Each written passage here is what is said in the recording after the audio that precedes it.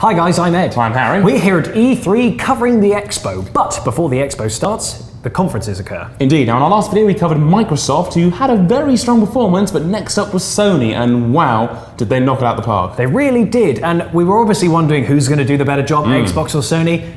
That remains to be seen. Yeah, we kind of can't decide. Let's get cracking with what they announced today. So they started off the conference. God of War. Now, I've been waiting for this game for many years. God of 3 was many years ago now, and this was God of War for PS4. Well, not God of War 4, so it's been retitled. Just God of War. Just one of those kind of sequels. Is it a reboot? Is it a remaster? God knows, but it's got no mega sign. It looked amazing. It did. It was just we didn't think it was actually God of War initially because it was so left of field, which that's how you make a new game. It was great. And you take it left and you do something different. And we've seen an elderly Kratos teaching his son to kill a beast. It's amazing. Check out the trailer for yourself.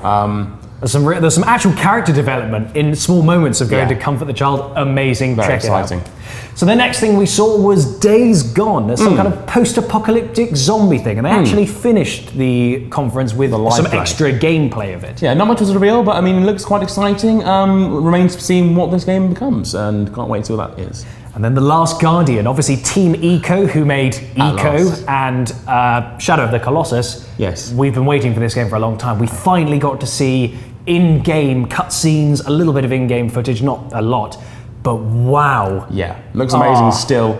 Not only that, there's been a release date revealed. That's the end of this year, I believe. We'll put that along the bottom because I've already forgotten what it was. Absolutely, but I'm so worried that they're going to kill off the big I'm sure they will, bird but thing. Because we know that, it'll be not as bad. Absolutely. Now then they had Detroit Become Human. Now I didn't really get what this was. No, there's not much is revealed about this. It's from Quantum Break, I believe, the same team that did that. Yes, and they did Heavy Rain. Yes, and it's the kind of game where it's a beautiful game, gorgeously rendered, and it's all about moral choice. And what this game seems to suggest was that the choices you made greatly affected the story, and there'll be multiple ways to play through scenarios, which is their specialty, and I can't wait to see what they do with it, because they are very good at it. Absolutely, and then following that up, we had Resident Evil 7.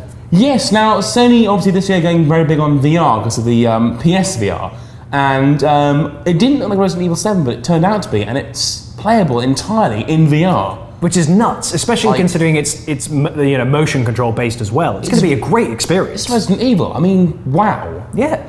Can't wait for that. That's going to be amazing. It is, and like you said, it didn't look like a Resident Evil game. It looked a bit like Silent Hills. Yeah. So we genuinely, wow. This is another example of how to make a different game in the same franchise. Yeah. Do something different with it. So, I mean, who knows? It's going to be amazing. But the next VR game was one that you soiled myself over just out of sheer excitement. Yeah. Star Wars VR, where you pilot an X-Wing and fight TIE fighters. Fuck! That was just, I needed that. It's just amazing. But next up was the one that got me just excited, and that is Arkham Asylum VR.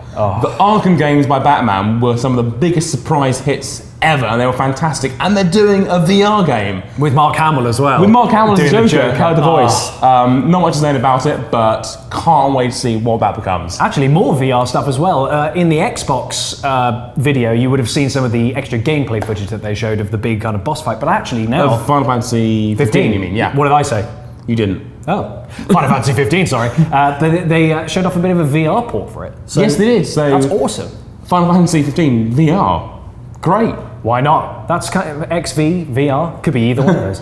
Then they also announced the Call of Duty Infinite Warfare. They did, and this is very odd. I thought this was a VR game, but it turns because it was like space. You launched into space, and like a drift for a short period. You left a spaceship and you ventured out onto like this damaged spacecraft, and I was like, oh, what is this? Is a new sort of special space game? But no, it's Call of Duty.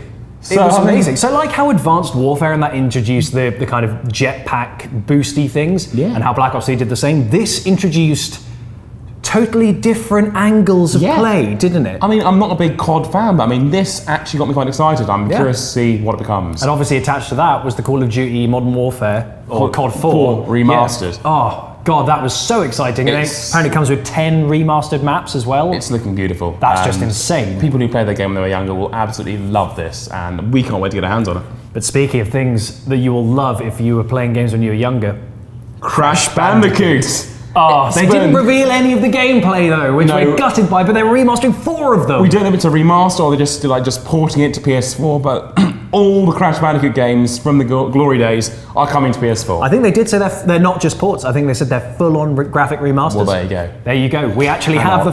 Cannot wait. They also announced Lego Star Wars, which I'm not a fan of the Lego games. We know it was coming. I mean, they've got their own quirky type of humour, which works well for them. I'm sure that'll be a great success because the trailer showed some funny moments.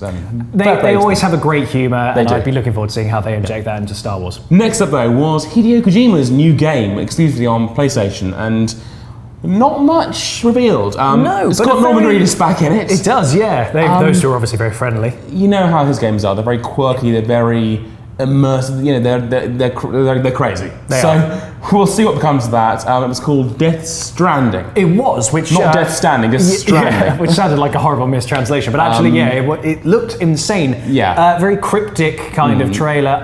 Fascinating to know what the game's about. Yeah. He's been teasing man makes a massive scar on himself. He's got a collar around his neck. I'm sure it'll be amazing. Another amazing Spider-Man. It's not the Amazing Spider-Man, but...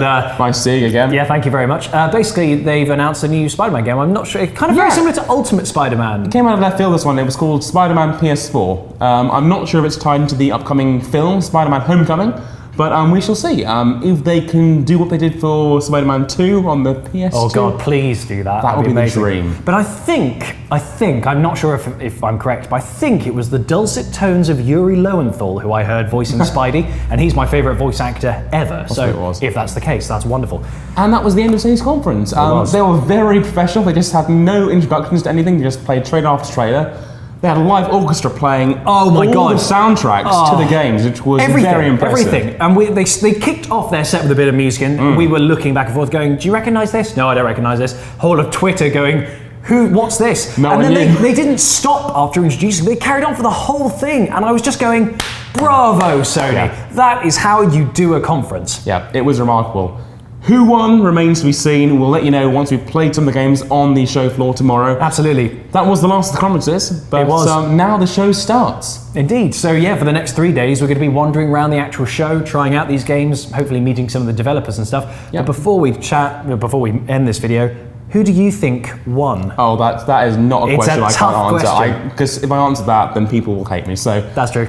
I think, you know what, it was a very even E3 this year, and they were both spectacular conferences. Which actually doesn't happen very often. No. Because like you said, Xbox are typically very lackluster, and PS4 very strong. Both have been incredibly strong today. So guys, let us know in the comment section which you think was the best conference out of those two. Ubisoft and Bethesda obviously announced some things, but please, come on. You want the Xbox and you want the PlayStation 4. It's a shame Nintendo don't do a panel anymore. No, but I mean, they're doing their own thing, and we'll see how Nintendo Direct goes.